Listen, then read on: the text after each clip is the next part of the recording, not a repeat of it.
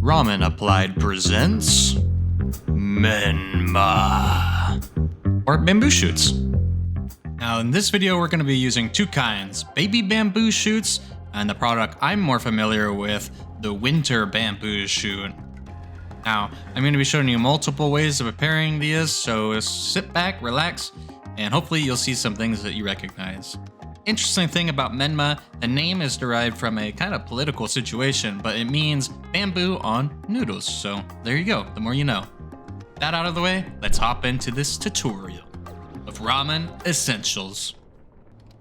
So I'm gonna be upfront today.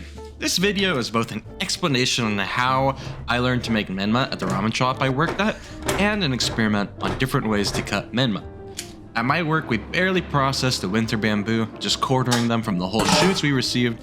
And in today's video, I have two types of bamboo, and we're gonna see if I can figure out how to cut the few versions of MENMA you've maybe seen online.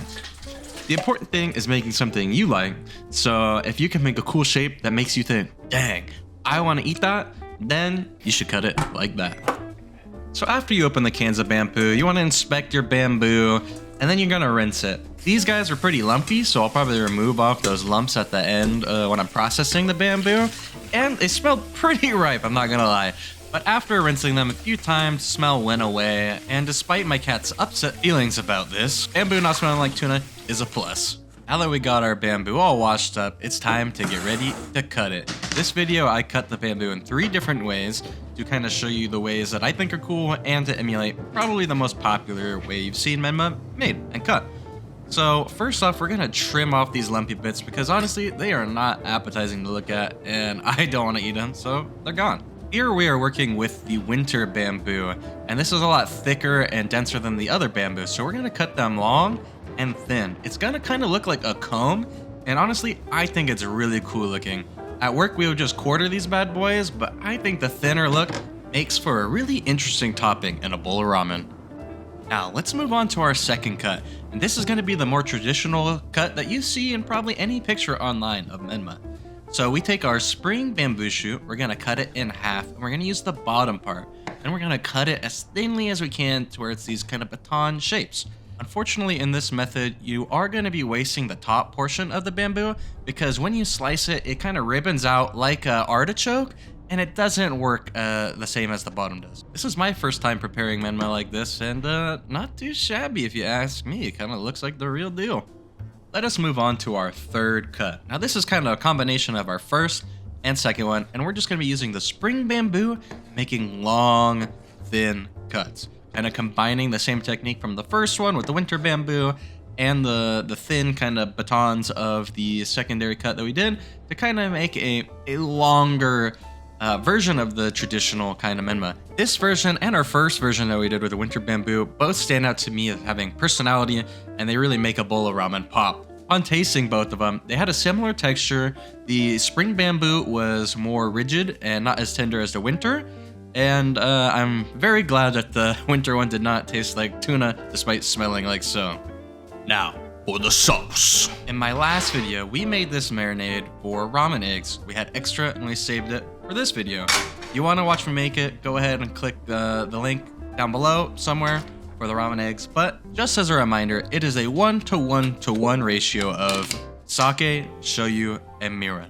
So we're just gonna combine all of those and you're done.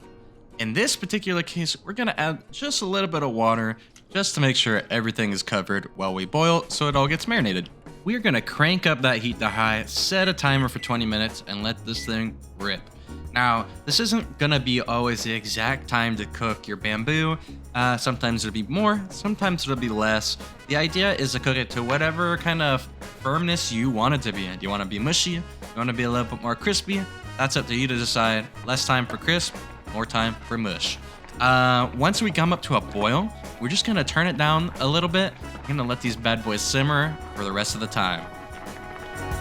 Cooking MENMA makes the time fly by. Alright, timer going off. Check your MENMA. If it's looking this color, go ahead and add the last thing, sesame oil. Give it a quick stir, and we're basically done here. That's MENMA. Grab your favorite deli cup. Go ahead and place all your MENMA in there. It's okay if it's not submerged. You could add water or more soy sauce or whatever you want, more of the marinade if you want to keep it going.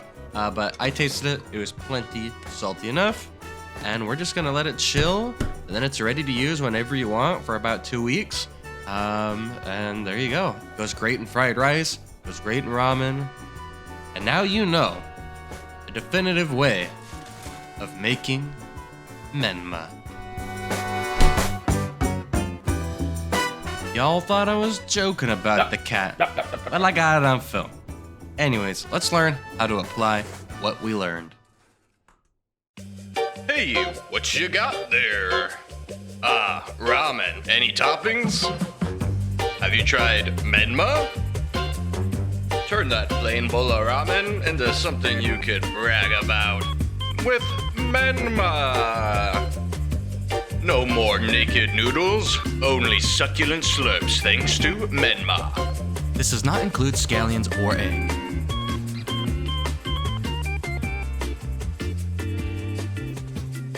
Oh my god. Whoa, whoa, whoa.